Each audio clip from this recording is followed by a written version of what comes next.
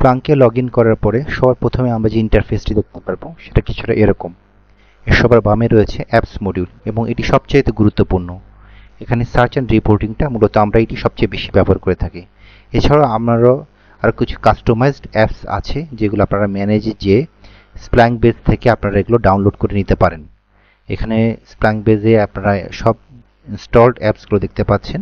এছাড়াও যেগুলি আপনাদের ইনস্টল করার প্রয়োজন তারা আপনারা এগুলো ব্রাউজ মোর অ্যাপসে ক্লিক করে সেগুলো নিয়ে আসতে পারেন, অথবা আপনারা যদি ওই রিপোজিটরি আপনার সার্ভারে ডাউনলোড করা থাকে তবে সেখানে ইনস্টল অ্যাপ দিয়ে ওই ফাইলটিকে চিনিয়ে আপনারা তৈরি করতে পারেন। আর ক্রিয়েট অ্যাপ দিয়ে আপনি যখন ডেভেলপার হবেন তখন আপনি এখানে ক্রিয়েট অ্যাপ দিয়েও আপনার নিজস্ব কোনো স্প্লাঙ্ক অ্যাপস তৈরি করে নিতে পারেন।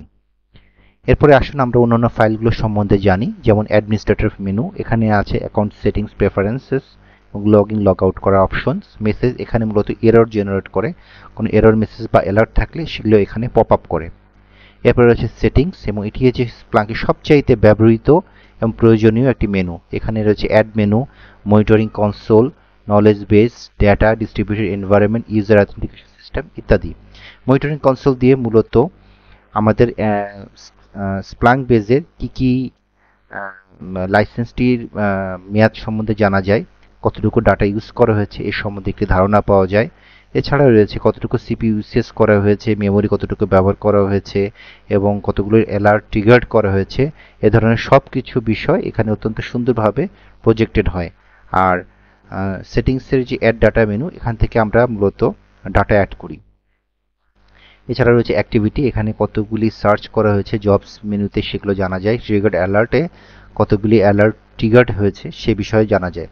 হেল্প মেনু রয়েছে, এখানে দেখা যায় যে কি কি আপনার টিউটোরিয়ালস আপনি যদি জানতে পারেন। স্প্লাঙ্ক অ্যান্সার, এটা মূলত স্প্লাঙ্ক কমিউনিটির সাথে যুক্ত।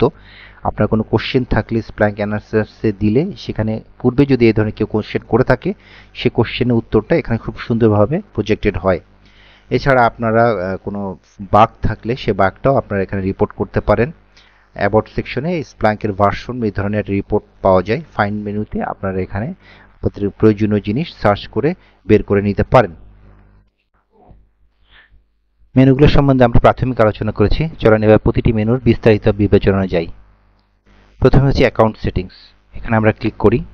অ্যাকাউন্ট সেটিংস করলে আমরা এরকম একটি উইন্ডো পাবো। এখানে আপনার অ্যাডমিনিস্ট্রেটর নাম, আপনার ইমেল অ্যাড্রেস এবং চাইলে আপনার অ্যাকাউন্টের ইউজার আইডি, পাসওয়ার্ড এই সব কিছু চেঞ্জ করতে পারবেন। এরপর আমরা অ্যাডমিনিস্ট্রেটর থেকে প্রেফারেন্সে যাই। প্রেফারেন্স মেনুতে আপনারা এখানে টাইম জোনটা চেঞ্জ করতে পারেন। এখানে আমাদের একটা ডিফল্ট টাইম জোন আছে। আমি চাইলে আমাদের বাংলাদেশে যে টাইম জোন এটা সেট করতে পারি, অথবা আপনি যে দেশে সফটওয়্যার অপারেট করছেন সেই দেশের অনুযায়ী আপনি চাইলে সেখানকার টাইম জোনটা আপনি সিলেক্ট করতে পারেন। তো এখানে আমি আমার টাইম জোনটা আস্তানা ঢাকা দিয়ে দিলাম। এখানে ডিফল্ট অ্যাপ্লিকেশনটা হোমে দেওয়া আছে। তো এই কারণে আপনি যখন খুলছেন তখন আপনার এরকম একটা আগের যে ইন্টারফেস দেখতে পাচ্ছেন। আপনি চাইলে সরাসরি সার্চ অ্যান্ড রিপোর্টিং অ্যাপ যেটা আছে, যেটা আমরা সবচেয়ে বেশি ইউজ করি, সেই অ্যাপসটা আপনি এখানে সিলেক্ট করে দিতে পারেন। এক্ষেত্রে যেটা হবে, যতবারই আপনি স্প্লাঙ্কে লগ ইন করবেন বা স্প্লাঙ্ক এন্টারপ্রাইজের মূল আইকনে ক্লিক করবেন তখন আপনি অটোমেটিক এই সার্চ অ্যান্ড রিপোর্টিং অ্যাপসে চলে যাবেন এবং আপনি এটা রিস্টার্ট দিলে আপনার ব্যাকগ্রাউন্ড জবগুলো রিস্টার্ট হয়ে যাবে।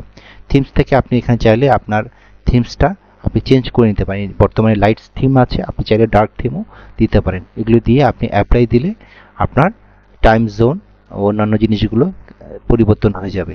এখানে আরেকটি আছে স্পেশাল এডিটর।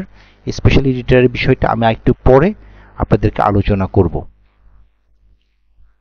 এবার একটা আমরা সার্চ বার সম্বন্ধে দেখি। সার্চ বার হচ্ছে সেই জায়গাটা যেখানে আমরা আমাদের বিভিন্ন আর্গুমেন্ট এখানে টাইপ করে আমরা আমাদের সার্চটা করি। আর এখানে হচ্ছে বেসিক্যালি টাইম বার, এটা আপনি সিলেক্ট করে আপনার বিভিন্ন টাইম রেঞ্জ এখানে সিলেক্ট করতে পারেন। সার্চ হিস্ট্রি হচ্ছে আপনার পূর্বে করা যতগুলো সার্চ আছে এই হিস্ট্রিটা এখানে খুব সুন্দর করে শো করছে। এই ছিল মোটামুটি আমাদের স্প্লাঙ্কের বেসিক ওরিয়েন্টেশন। পরবর্তী পর্বে আমরা স্প্লাঙ্কের ডাটায় লোড করে বিভিন্ন রকমের সার্চ হিস্ট্রি বা সার্চ রিপোর্টিং অ্যালগোরিদম এগুলো প্র্যাকটিস করব। সবাই থাকার সাথে থাকার জন্য ধন্যবাদ।